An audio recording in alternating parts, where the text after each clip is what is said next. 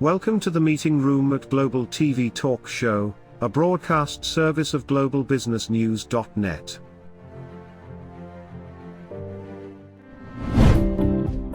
This episode from the meeting room of Global TV Talk Show is brought to you by The Bridge School, the accredited international online private school of choice, at bridgek12.org. Porch Light Rental and Destination Services. Reduce your renter lump sum or managed relocation costs.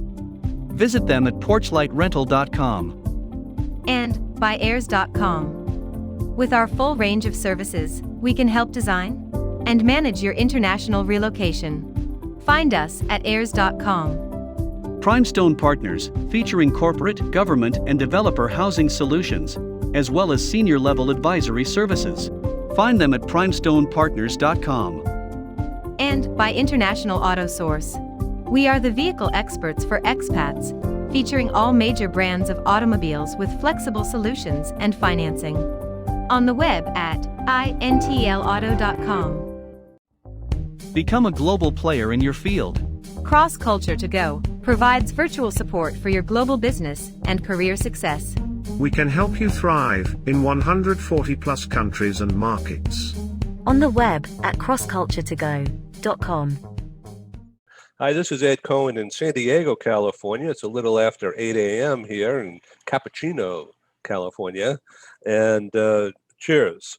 And welcome from so many places here to Global TV Talk Show. This is a business unit, as some of you already know, of globalbusinessnews.net, which has been around since '03, and Google Analytics has tracked 1.2 million reader page views. And since April 2020, when we launched this video Zoom thing, because my live conference business crashed and burned as a result of the pandemic, Google Analytics has tracked 110,000 audience page views on this site.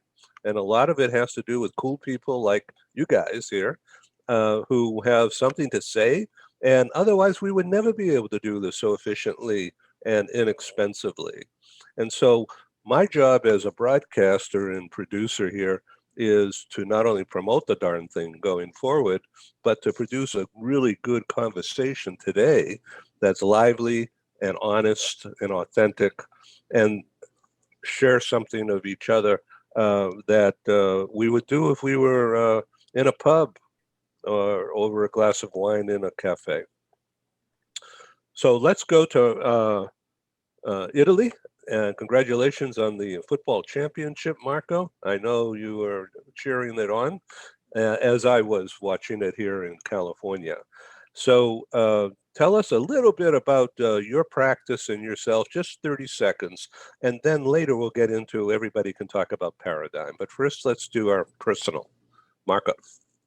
Thank you, Ed. And I'm Marco Mazzeschi. I'm a very happy and proud Italian lawyer today because Italy won the European Cup. And yes, I started, I'm often qualified as a seasoned lawyer because I have 35 years practice. I'm also proud to be seasoned, you know, and I've been practicing immigration law, initially corporate law and then immigration law for 30 years now, mostly business immigration. I'm based half and half until the lockdown between Italy and Taipei. Was working remotely from Taipei, where I also teach a semester at university.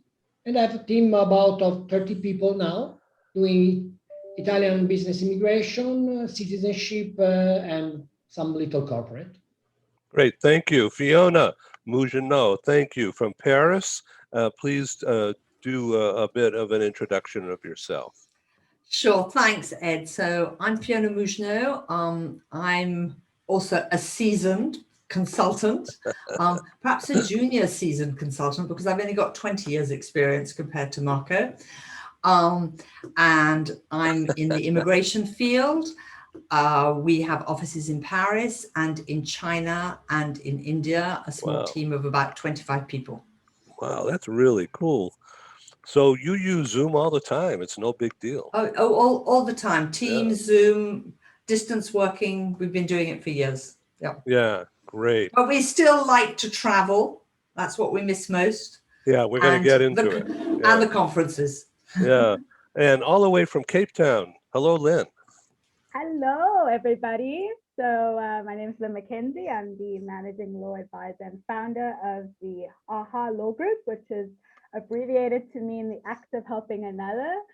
It's a law consultancy where I work with global partners and clients in areas of contracts, regulatory compliance, and migration law. I am the baby law person here because I have 13 years experience in my law practice. I've worked in private and the public sector over these last 13 years. So I'm just really happy to be here and share about our great new community. Great. Okay. Gilles Lepoutre, I'm sure I am doing a bad job. Gilles, why don't you self-intro? Oh, so I'm French. I am the Fiona friend. That's my main quality today. I'm the CEO of a family company since 45 years in training, specialized for retailing societies. And franco-français, not really, comment on dit, Fiona, concerné by, si tu peux m'aider?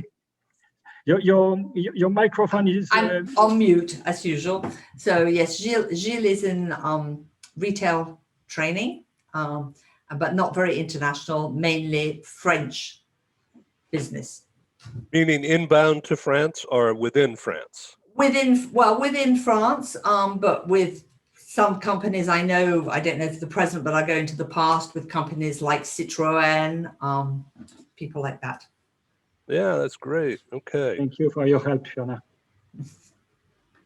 All right. So this is a talk show. It's not a webinar. This is a conversation, not a speech. Okay. And so in the bottom, if you look down at the bottom in the chat, that's thing that says chat, you can click on that chat and type in your website or your email, and everybody should do that while we're talking. The concept here is that my concept for doing this successfully is to make believe we're in a live meeting room and everybody's exchanging cards and shaking hands, you know, hello. And you can't do that today, but you could certainly type in who you are and how to reach and how to get more info, and everybody's going to see it. And then it's up to you to go to the next steps. Our job is to bring people together from across time, from across borders, from across cultures, in what I call the global meeting room. And so here we are. And so the conversation today is about, well, who we are and why are we here. And specifically, Marco and I came up with the idea the other day to let's do a PR show, a program of public relations, focusing in on this idea, this concept of paradigm. And what is it and why, when there's so many people around the world doing immigration, why this and why now? So Fiona, what's your take? Why is paradigm taken off so fast? I think the paradigm has taken off very fast. First of all, because it has the most amazing founding members and who are well known and recognized in the industry. So it means that people realize that this is not just a sort of look-see trial. These are going to be people who are going to build something which is going to be very solid as a community. It's going to be very diverse, a lot of inclusion. So it's not just for CEOs or directors. We really want junior staff to be part of this. It's very, very important that we get into a share system as well, an inclusion system, and with also something which for me is very important about giving back as well. So when you say junior staff, does that mean this could be a training device? I think one could add in programs, sharing. I mean, Marco would be much better as a founding member to be able to speak about this than I would, but certainly, yes, the ideas that I've seen are for sharing of training, and also perhaps sharing the possibility for staff to move from one firm to another on a short period to learn what happens in another firm. How does that happen? It's a good idea. So it's kind of a gig thing. Marco, would you like to add to that? Yeah. Yes.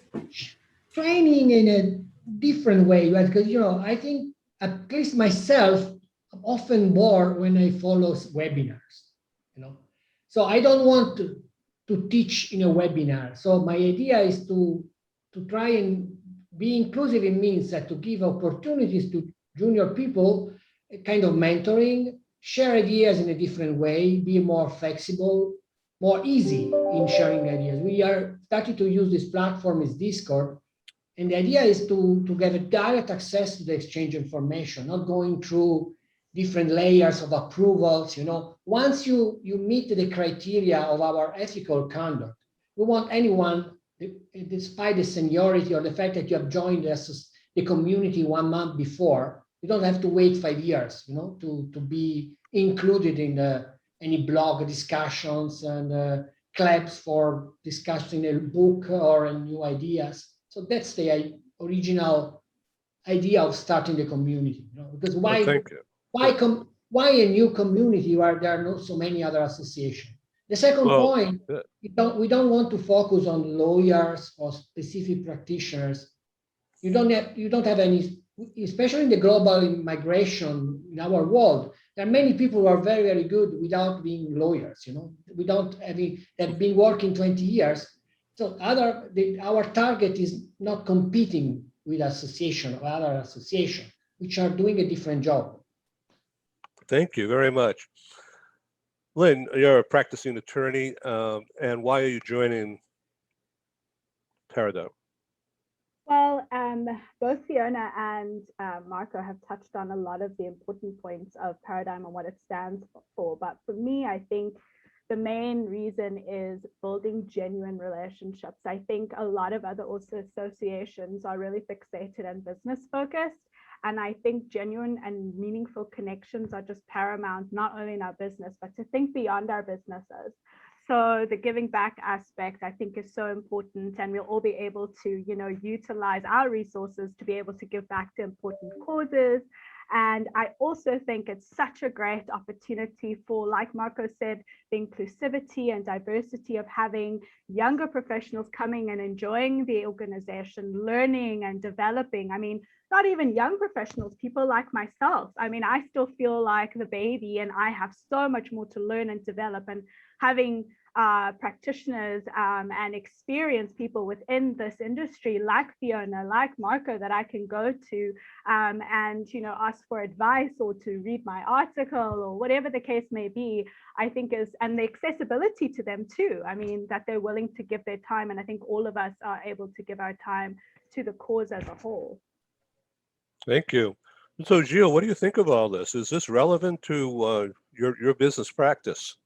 I can try to answer to your question, but Fiona, please don't let me alone, because first, I don't speak very well English, so I have not understood all what you said, and I have no really experience in this domain, because when in our company we have to use services of international consultants, we hire some freelance who lives in the country concerned, in the country where the focus.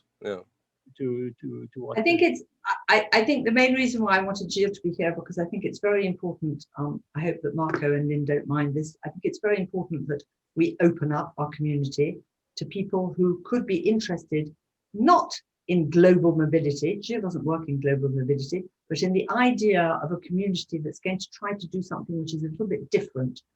And because he's in the training field, I thought it was interesting for him to see a little bit and hear a little bit what everybody was trying to do. And that maybe at one moment we might turn to him, because I agree with Marco. I get very bored on webinars.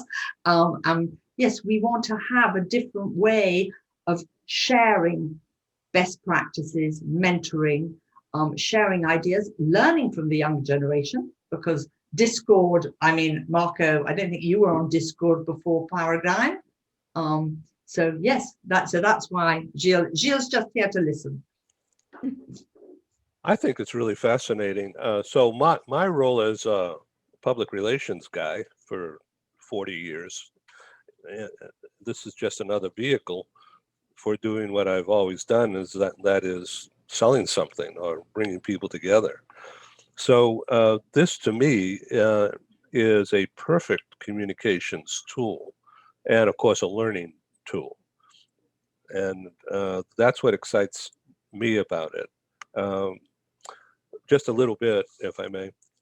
The last two live training meetings that me and my team produced were in New York and Washington, February 25 and 2020 in Times Square inside a big tax firm's office. They invited clients, I invited clients, and the room was full.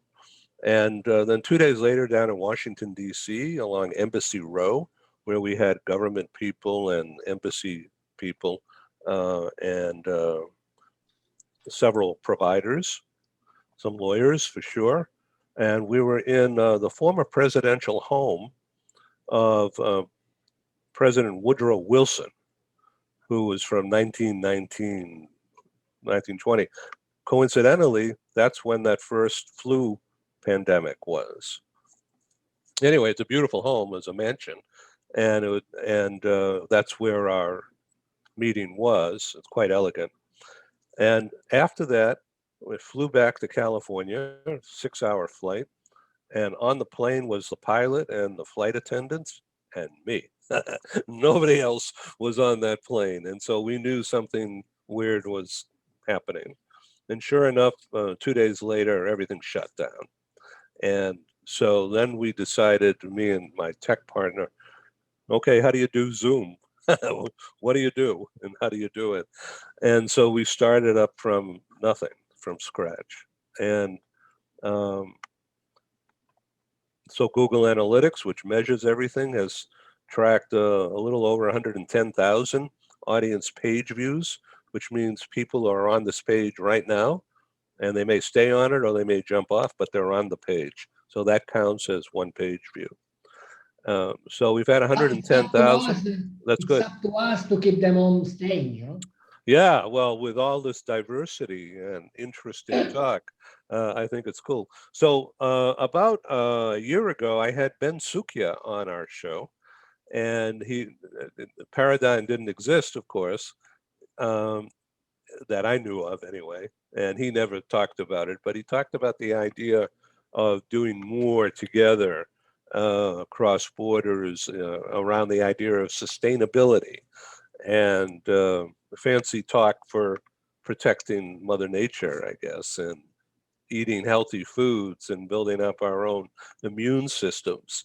So with that in mind, Lynn, do you think ParadiGM and the big ideas that are being discussed today will help build up your immune system?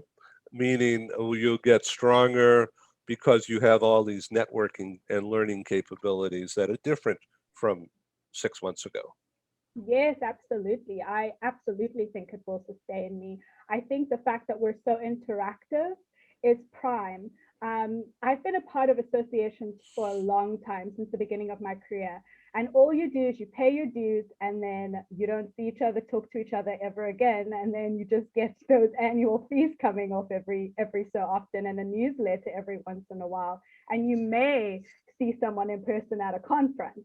What I love about ParadiGM is literally every single day you are engaging in some shape or form. You're getting a message on Discord, you are engaging on the website, you are talking to the heads of your groups. I'm on the Give group, and I've given Massimo Mason our title of chief. Fiona, I don't know if I told you that, but I'm going to spread the word. And you should. Our chief is always connecting with us. We're getting an email, we're getting updates, we're planning all these amazing events. It's so much fun too. I think there's so much time that we spend focused on business, like I said, and even associations, it's always business related. But sometimes it's so nice that we just check in with each other. You know, we check in with each other, we talk about football, we share a song. You know, there's no differentiation between our businesses and who we are as people. And for me, if that's not sustainability and excitement and longevity, then I don't know what is. Fiona, so what do your team members in China and India and wherever you are in the world with staff and reach, how does this all fit into the Paradigm idea? Well, the director in India is already a member of Paradigm. I think there'll be quite a few other of the team members who are going to be joining soon. They found it very interesting. They found it very new. Everybody watched the launch event and came away from it very invigorated, saying, this really is different. I said, yes, this is different, but you've got to bring to the table to continue it.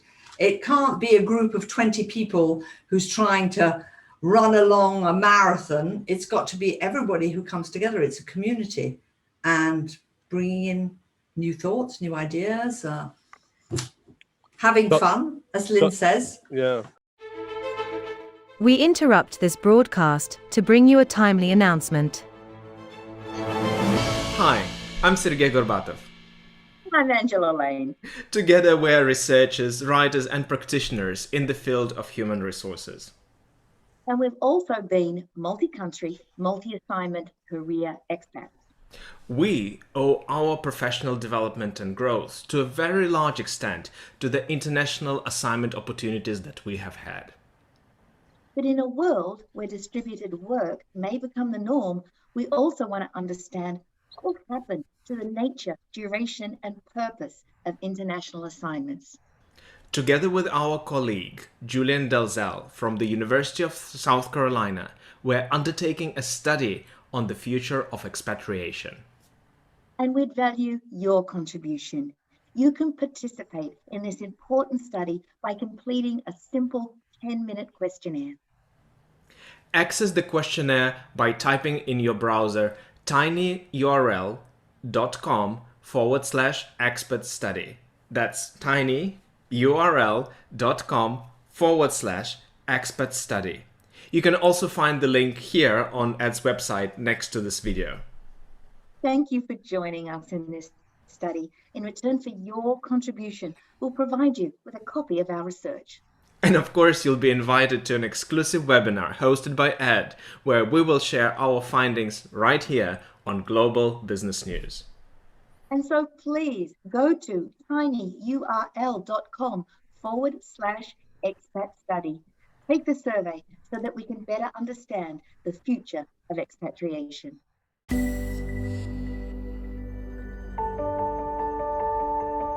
Something that's really neat is that the Bridge School partners with various organizations to provide learning for their students. For example, we partner with a major ballet company, and we are able to enroll several of their students into our school. So now not only is the student able to participate in a school and have a seamless transition while they're very active in their ballet career, but now they have other dancers that are with them that are doing some of the same courses. So it's almost becoming a camaraderie where they're taking similar courses, they're working together on their ballet, and really being able to form this great partnership with these organizations to provide a needed service. A lot of times there are student athletes who will spend hours and hours at the gym or at the basketball courts, wherever it is. And if they're attending a traditional school, they're in school from 8 to 3. They get a quick snack, and then they're at the gym for 3 to 4 hours in the evening. coming to us and having that partnership, they're able to break that up throughout the day. They can have a morning practice, get some schooling in, have an afternoon practice, finish their schooling in the evening.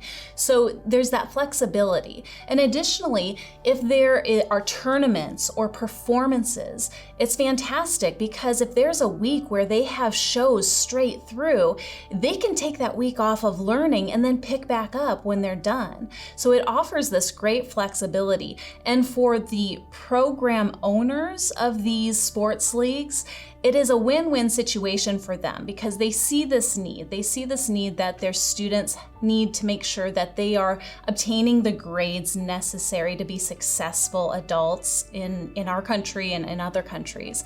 But it provides them an environment where they can be successful at both.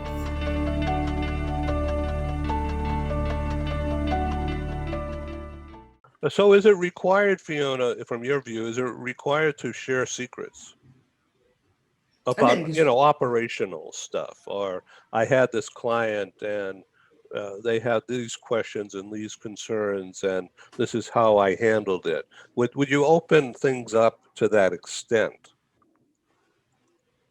I don't think any of us anyway share secrets. I think that if you were mentoring, I mean, Marco is an incredible mentor, so to be able to say this much more than I never share secrets. You can give examples, you can do case studies. I mean, I love working on case studies. I think it's one of the nicest ways to do things, and you can get people involved in the case study. You throw it out to them, and how would you do that?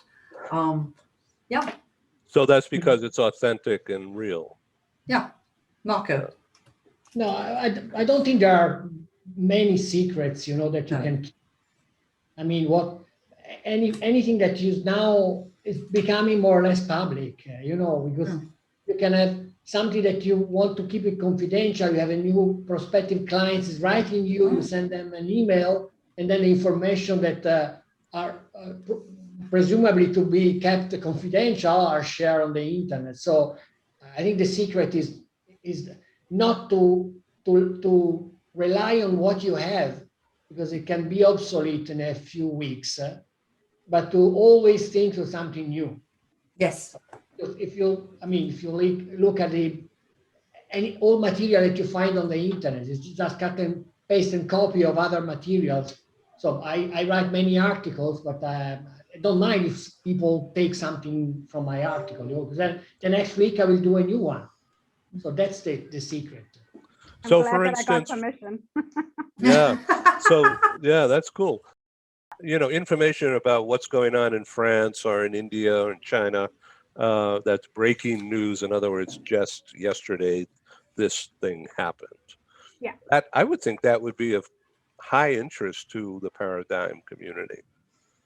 Absolutely. And I think that is something that I've also done in the past, is to give sort of updates on particular regions that I'm responsible for or know of or are passionate about.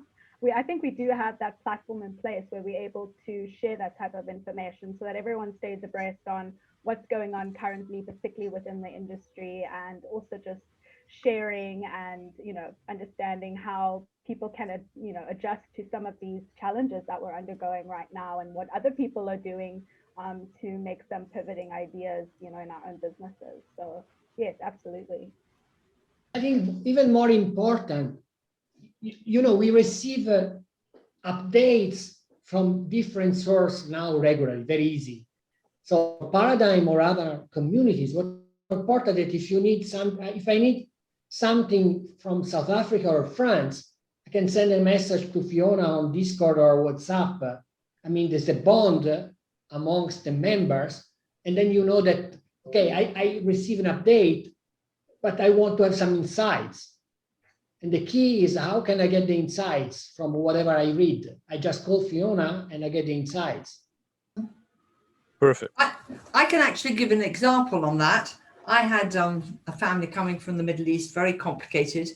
And these are two business people, big investors. They needed to come to Belgium. They have French residence permit. As you said, Marco, I just contacted immediately Massimo, help. How can I get them here? This is business. 2 minutes. Let me check, come back.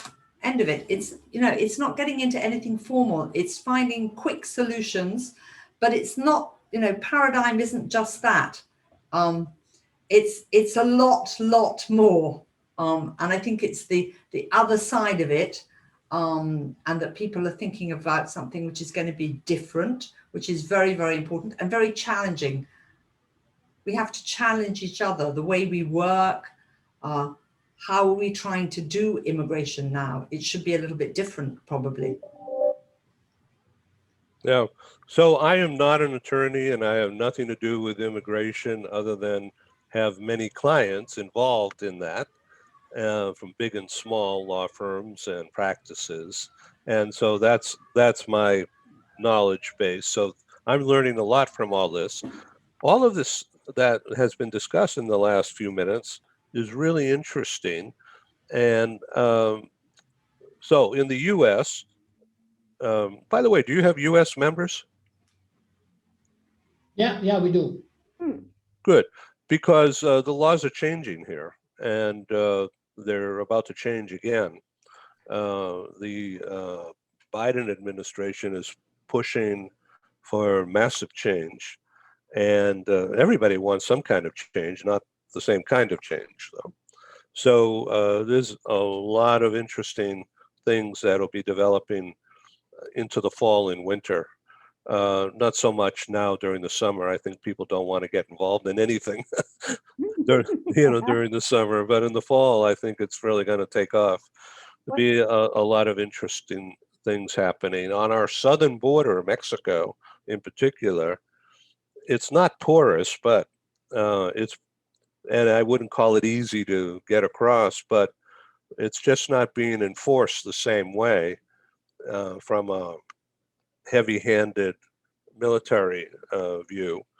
There are certainly border police and roundups, and people are taken into custody, but it's almost like they're in a club setting. They're getting food and comfort and quick medical exam, and if they need a shot, they're getting it, because we don't want infected people in the country any more than there already are, frankly. So it's not political, it's just from a human rights and business point of view. Yeah. So Lynn, things are happening in South Africa, unfortunately. There in India and in some other places, there's the new disease mutation is making people a little nervous. Yeah, definitely. Yeah. We are currently, as of yesterday, we had our second family meeting. Our president calls it the family meeting, and we call him Papa Cyril, President Cyril Ramaphosa. And we have been on an adjusted level lockdown for the last 2 weeks. Our numbers have been astronomical. I mean, having 21,000 cases daily of infections. And he was going to reassess that over the last 2 weeks with the adjusted level restrictions. However, due to even more infections over the last 2 weeks, he has extended it for another 2 weeks. Although a lot of the health experts have been saying that it's not going to go down anytime soon, if not the minimum of 6 weeks before it hits its peak. It has been quite dire on our economy, on particularly the hospitality and tourism industry. People are losing their jobs. We actually, unfortunately, are dealing with a lot of political unrest right now as well. We started having riots as of Friday this past week, and our country is actually under fire right now. So we're all quite scared in terms of not only dealing with the COVID situation, but now just dealing with the political unrest and aspect that's going on in the country right now. So which is now going to have a domino effect, because with all the protests and the looting, it's now going to even double and triple our infection numbers with such a spreading event. Lynn, is the government in a position, the federal government in South Africa, are they in a position to lend money, give money away like the US has been able to do? In terms of to assist with unemployment, you mean? Yeah, just social well-being, to keep the economy going. Yes, yes, they do. And we've had really great support globally from other governments as well. But yes, locally, the government has been able to give money through different various social programs, particularly for industries that have suffered the most during these lockdown periods. And so it's just about getting that money out and, being able to support the people that are really struggling and finding these challenging times. So they do have the authority to do that. Unfortunately, we have had some challenges in terms of some minor corruption in terms of some of these social programs and where the money's going and accountability and what's happening. And so there's been a lot really going on at a governmental and national level.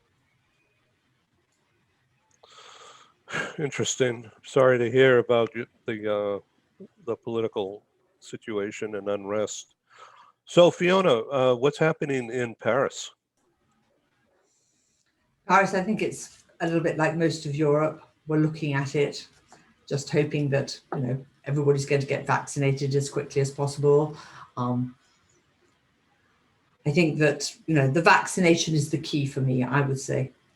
Yeah, absolutely.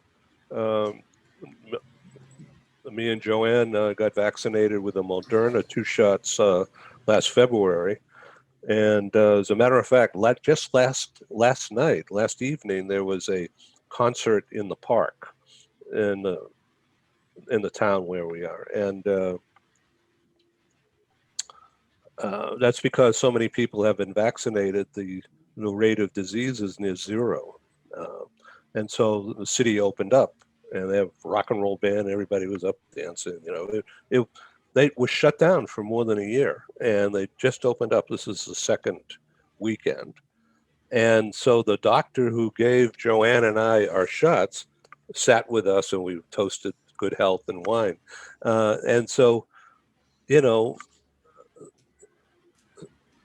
months ago, that would never happen. No, definitely. So it's a miracle that the vaccine seems to be working. And, you got to, as just people, understand that it's okay. Now, some people, because of deep beliefs or because of pre-existing conditions, shouldn't get it. And their doctors probably already told them that. But they're offering this other drink or system that is almost as good. So, Marco, in your view, to what extent will the Italy victory over England yesterday help people's spirits? Obviously, it'll be a boost, more revelry, of course, but it'll just be a boost to more activity, more friendliness, more openness.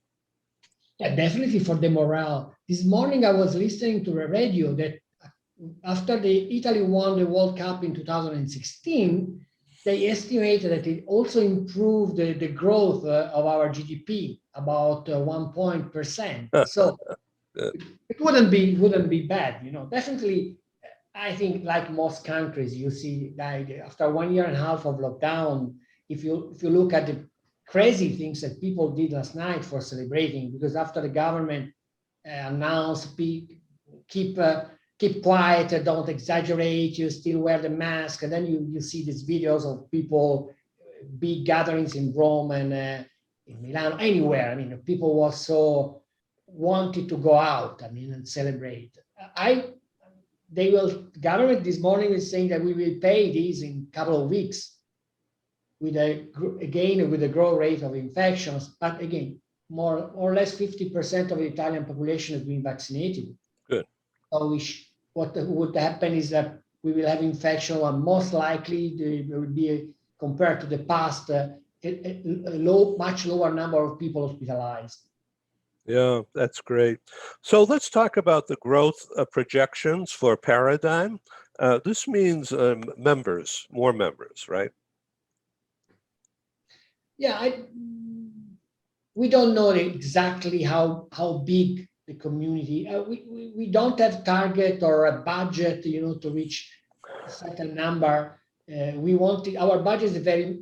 Actually, we will not make any money, first of all, because we have an association in Vienna, SEALS, which help us to manage all these admin stuff, taxes, is an NGO.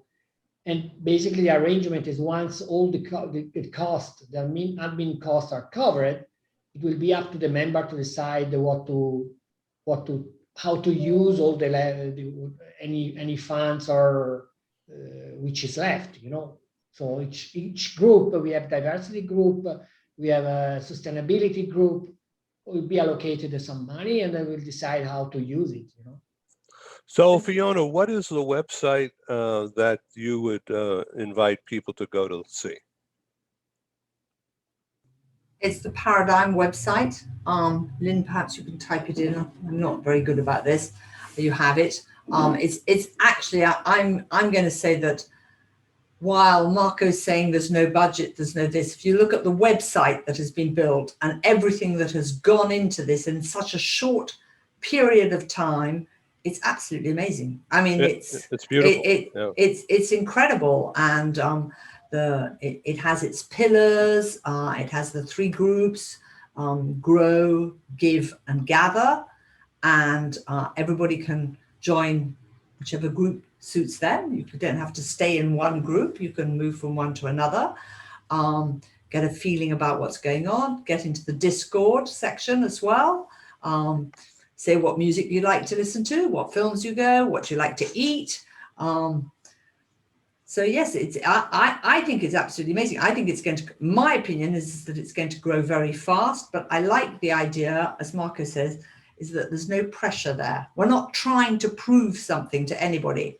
We're the idea of just bringing to the table perhaps something which is different, which a group of people think is necessary in the industry, is already interesting, but I think that it's amazing what has been done so far.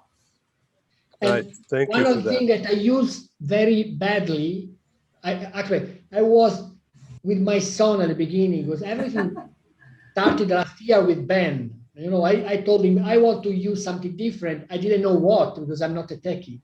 So I asked my son to help us, and we finally decided with Discord. And for me, as a seasoned lawyer, it's confusing, but I wanted something usable and accessible to more junior people. And it's a platform used by gamers. So I see from the flow of messages that people exchanges and the various functions, I think is very successful, the platform. Myself, I'm still using my email or send a message a day, but Lynn can confirm. Lynn is more active, Fiona as well, It is. It's very. It's very good. And I think it's just a question of popping in there every now and again and saying, "Oh, I've listened to this little bit of music, or I saw a great film, or I've read a super book." It's all about exchanging and including people in a conversation. Which, the person lives, I don't know, in Colombia. You've never met them, and actually, yes, we've read the same book. And we've got something that really meant something to us, and we're exchanging about it, and it's building into that relationship, and then perhaps going a little bit further inside a community under the 3 different sections. Well, I think that when people are able to get together in person after multiple times on Zoom, the friendships will be thicker than ever. Yeah, I think so. Absolutely. Can't wait. But especially, you probably saw Fiona, Lynn, recently I shared a post on LinkedIn from McKinsey study. What happens, about this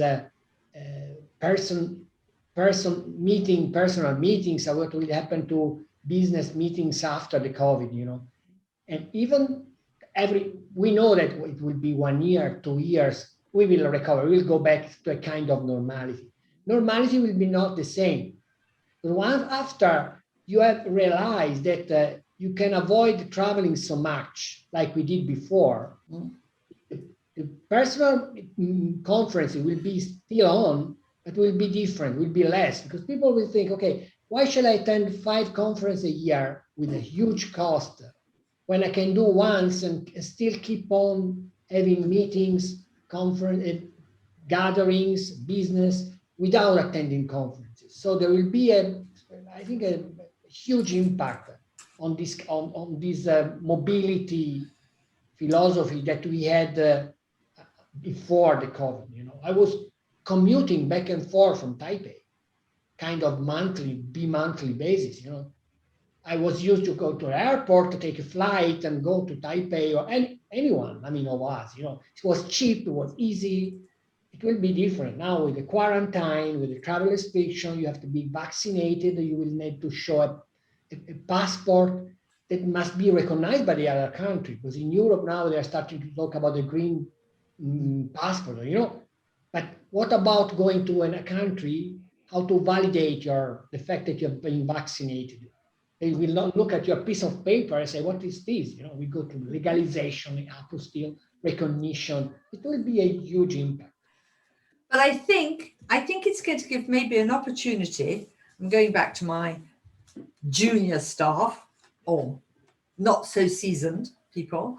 I think it's going to give them an opportunity to attend events where they weren't given that opportunity before, because people management used to say, "Oh, it's much too expensive. We can't send you to wherever it was, let's say New York, to attend a conference." Whereas now they will have the opportunity of attending online, and maybe some of us will attend more conferences online and choose the ones where it's going to be live as such. You will travel less but better. So if you go to a conference, you say, "Why shall I go and stay a couple of days?" I stay 1 week. Yes. I do less conferences, but I will use better my time. Yes, I think so. And maybe also use it in a different way to meet other things and look at other perspectives as well. I think that we've all changed. That's normal. That's interesting. I think it's great. Yeah. Lynn, can I ask you about companies inside South Africa? Mm-hmm. And I apologize, but I think I'm probably normal that I haven't done any research on this question. So my question is to you, from your perspective, are companies that are successful or have been successful inside South Africa and Cape Town and Johannesburg, are they also in Zaire? Are they also in Nigeria? Are they also in Morocco? Yes. You do have a lot of South African companies that will have subsidiaries or other branches within the rest of the continent. And I think that also expands a lot of the opportunities for their clientele, their global clientele, to be able to have those different locations and regions available to them, and makes a lot of the mobility and relocation aspect a lot easier. And when things are easier in terms of mobility, then they're able to be more productive, and people would want to be able to, perform at their peak. So yes, definitely. So Marco, I think this has been an excellent portrayal of ParadiGM as a launch, and I welcome you and I welcome ParadiGM people to come on Global TV Talk Show anytime. It's free. And we always are looking for advertisers, of course. Got to pay some bills, like everyone else. But free admission all the time. We want the audience, of course. Thank you for hosting. Thank you, Ed. That's amazing. No, let's do it again. And thank you to Lynn and Fiona for joining at such a short notice, because I called them on Friday. They said, "Do you want to join me?" Thanks, Marco. No, thank you, Marco. Yeah, thank you. Thanks, grazie mille. Take care. Ciao. Fiona, thank you. Bye, everyone. Bye, Ed. Thank you. This is Ed in San Diego signing off. Thank you for being on Global TV Talk Show. Thank you.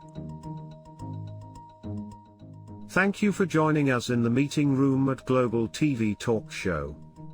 Have a wonderful day, and stay safe.